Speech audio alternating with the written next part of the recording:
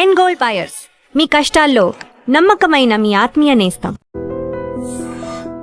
అంటే వాళ్ళ family members ఎవరు కూడా కంప్లీట్ ఎక్కడో ఊరు వదిలేసి వెళ్ళిపోయాడు, ఎక్కడో బతుకుంటున్నారులే అనుకున్నారు సార్. అప్పటిదాకా మేము చెప్పేంత వరకు అది చనిపోయిన సంగతి కూడా తెలియదు వాళ్ళు.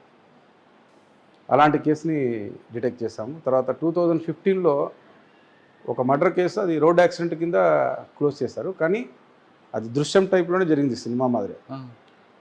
రోడ్డు పక్కనే అది ఎందుకంటే సార్ వాడు చంపింది వాళ్ళ రిలేటివ్ అమ్మాయిని ఒక అబ్బాయి ఇష్టపడ్డాడు. ఆ అబ్బాయిని అదర్ క్యాస్ట్ అనమాట. వీడు అబ్బాయి ముస్లిము, ఆ అబ్బాయి సమ్ ఎస్సీ బై క్యాస్ట్. ఆ ఎస్సీ బై క్యాస్ట్ పిల్లోడు మా అమ్మాయిని చేసుకున్నాడు కదా అని చెప్పేసి తీసుకుపోయి మాటలు చెప్పేసి వాడిని ఊరవతల పోయి చంపేశారు.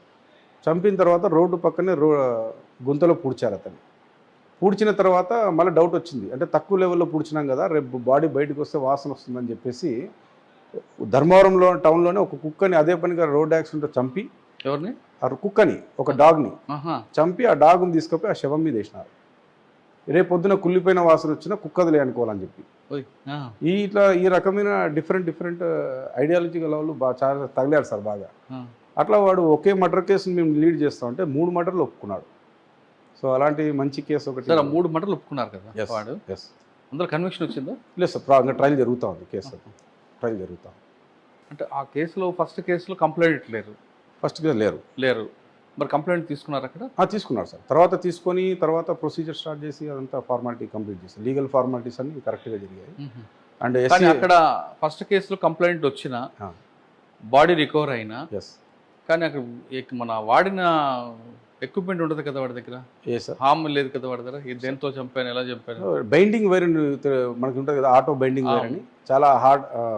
అది రికవర్ అయిందా? లేదు, అది మనకు కనిపించలేదు. కానీ బాడీ ఉండింది ప్రూఫ్ కరెక్టే. కానీ రేపు పొద్దున డిఫెన్స్ కూడా అది నీటి తీసుకుంటూ ఎలా చంపాడు, ఏం చెప్పాడు అని అడుగుతారు. ఇప్పుడు ధర్మవరం స్టేషన్ నుంచి ఆ బాడీ మేము ట్రేస్ చేసింది దాదాపుగా 15 నుంచి 20 కిలోమీటర్ల దూరంలో.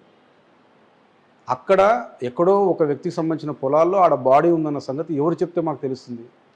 చెప్తే తెలుస్తుంది. సో లీడ్ చేసేది ఎవరు? వాడే చేస్తాడు. సో అక్కడ లీడ్ చేసినప్పుడు only confession before the police officer is not admissible అంటారు. అంటే పోలీసు వాళ్ళకి చెప్పే కన్ఫెషన్ చట్టంలో ఒప్పుకోరు. దానికి లీడింగ్ ఏదో ఒకటి ఉండాలంటారు కదా. ఆ లీడింగ్ ఏముంది అక్కడ అంటే డెడ్ బాడీ ఉంది. ఇప్పుడు డెడ్ బాడీ ఉందన్నప్పుడు లీడ్ వచ్చేసినట్టే కదా. సో అక్కడ కనెక్టివిటీ ఆటోమేటిక్ వచ్చేసింది. ఫిక్సప్ చేసుకున్నారు. కన్విక్షన్ గ్యారంటీ పడుతుంది సార్. Right, super. తర్వాత అండి, సరే 3 కేసులు తీసుకొచ్చిన మీ ఆఫీసర్లు ఏమన్నారు? ఎక్సలెంట్ సార్, ఇంకేమంటారు సార్, దానికి ABCD అవార్డుకి నామినేట్ అయ్యింది కానీ జస్ట్ మిస్ అయింది. అప్పుడు ఇంకా మంచి కేసులు ఏవో డిటెక్ట్ చేశారు. కరెక్టే కదా సార్. మరి అప్పుడున్న ఇన్స్పెక్టర్లు ఏం చేశారు? ఇన్స్పెక్టర్ గారే సార్. నేను అప్పుడు ఎస్ఐ, మీకన్నా ముందు అప్పుడు నేను ఎస్ఐ సార్. అవును, వాళ్ళు ఎందుకు దానికి అంత ప్రయారిటీ ఇవ్వలేదు సార్? మా చిన్న పెద్ద సార్ అని చెప్పేసి మాకు CA గారు ఉంటారు.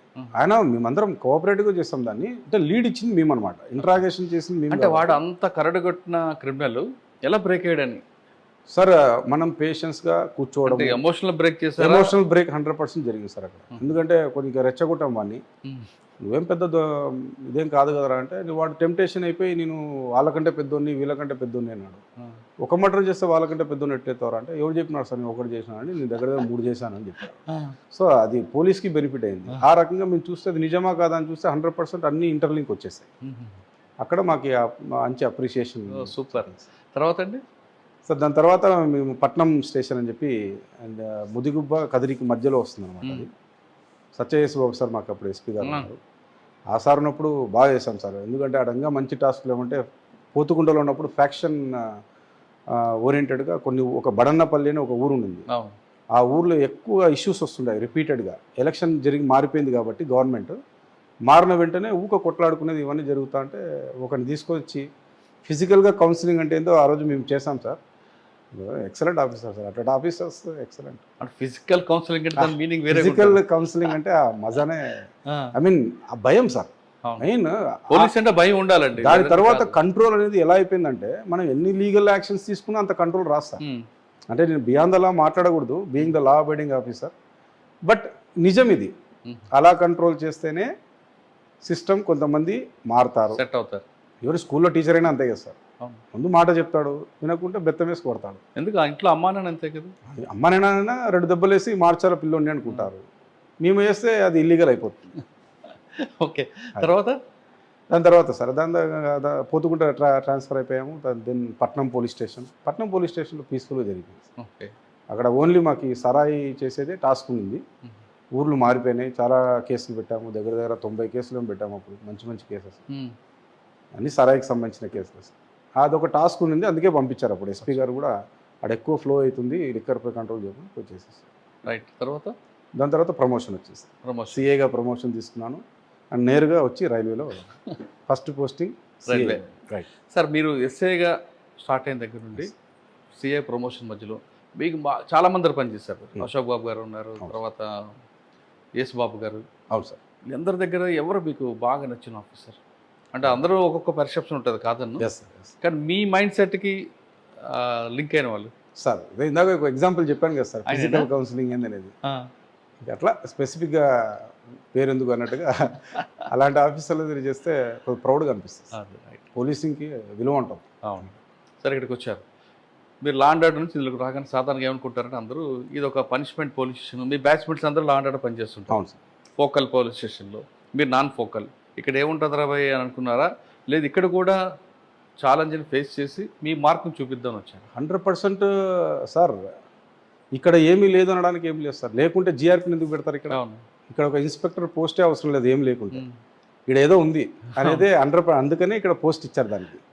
సార్, ఇక్కడ నేను వచ్చినాక అబ్జర్వ్ చేసింది, నేను 2021 జూన్లో రిపోర్ట్ చేశాను. ఇక్కడ 6 months అప్పుడే అయిపోయింది 2021. ఆ 2021లో కోవిడ్ కూడా నడిచింది ఆ టైంలో. అది అయిపోయిన తర్వాత ఓన్లీ 6 months ఉంది. ట్రైన్స్ కూడా అప్పుడు కోవిడ్ టైంలో పెద్ద ఫ్లో కాలేదు. ఒక్కసారిగా తగ్గిన తర్వాత ట్రైన్స్ అన్నీ బాగా ఫ్లో అయినాయి. ట్రైన్స్ ఎప్పుడైతే ఫ్లో అయినాయో మళ్ళీ అఫెన్సెస్ స్టార్ట్ అయినాయి. స్టార్ట్ అయితే ఓకే, ఎలా ఉంటుంది అబ్బాయి ఇక్కడ దొంగతనం అంటే క్లూలెస్ నుంచి క్లూలోకి పోవాలి కదా, ఎలా ఉంటుంది అని చూస్తే లక్కీగా సార్ మీరు నమ్మరు, ఒక నోటోరియస్ క్రిమినల్ని పట్టుకున్నాము. ఒక బీటెక్ స్టూడెంట్ చదివిన పిల్లోడిని. బీటెక్ స్టూడెంట్ చదివిన పిల్లోడు ఉమేద్ అలీ జిన్నా అతని పేరు, హైదరాబాద్ నుంచి. అతని గురించి ఇన్ఫర్మేషన్ తీసి నీట్గా సెర్చ్ చేస్తే అతని దగ్గర మేము 67 తులాల బంగారు రికవరీ చేశాం. ఒకటే ఫస్ట్ బాలే 6 పడిపోయింది. 6? ఎస్. ఎలా పడిపోయిందంటే సార్, నీట్గా విత్ ప్రూఫ్, వాడు రిజర్వేషన్స్ ఎవ్రీథింగ్ టాలీ చేసుకొని, వాడు ఎక్కడెక్కడ తిరిగాడో మొత్తం మ్యాపింగ్ చేసుకొని కొట్టేస్తాం. ఎలా అండి ఒకసారి చెప్పండి ఆపరేషన్? సార్, కంప్లైంట్ ఎవరు? సార్, కంప్లైంట్ కాదు, డైరెక్ట్గా మేము ఇక్కడ కంప్లైంట్ ఆల్రెడీ కొన్ని కేసెస్ రిపోర్ట్ అయినాయి. ఈ కేసెస్ రిపోర్ట్ అయిన కేసులు తీసుకున్నారు, డేట్స్ అవన్నీ తీసుకున్నాము అన్నమాట. డేట్స్ అన్నీ నోట్ చేసుకున్నాము, ఏ ట్రైన్లో జరిగాయి ఆ ట్రైన్ నోట్ చేసుకున్నాము. సరే, take the reservations of all those trains. Reservation అన్ని కలెక్ట్ చేస్తాము. రిజర్వేషన్స్ కలెక్ట్ చేస్తే ఒక కామన్ నేమ్ కనబడుతుంది ప్రతి చోట. అంటే ఒకసారి జిన్నా అని ఉంటుంది, ఒకసారి ఉమేద్ అని ఉంటుంది, ఒకసారి హుస్సేన్ అని ఉంటుంది, అట్లా డిఫరెంట్. Age group 25 years. అది కామన్ ఉంది. సో కామన్ ఉంది. మేము కలెక్ట్ చేసింది కూడా 20 నుంచి 30 years ఏజ్ వరలోనే తీసుకున్నాం. నంబర్ సిమిలర్గా కనబడుతుంది అని చెప్పి చూస్తే ఏ నెంబర్ అయితే వాడు ఇచ్చాడో ఆ నెంబర్ నాట్ వర్కింగ్ అని వస్తుంది. రైట్. సో ఫేక్ నెంబర్ ఇచ్చాడు వీడు, రెగ్యులర్ నెంబర్ ఇవ్వకుండా ఫేక్ నెంబర్ ఇచ్చాడు, ఎవడు వీడు అని చెప్పి మొత్తం ఆరాధిస్తే, మా దాంట్లో ఇప్పుడు రైల్వేలో ఒక సిస్టమ్ ఉంటుంది సార్, అడ్వాన్స్ బుకింగ్ కూడా మేము తెలుసుకోవచ్చు. వాడు గతంలో రిజర్వేషన్స్ చేసుకొని తిరిగిన ప్రాంతము ప్లస్ అడ్వాన్స్ రిజర్వేషన్ కూడా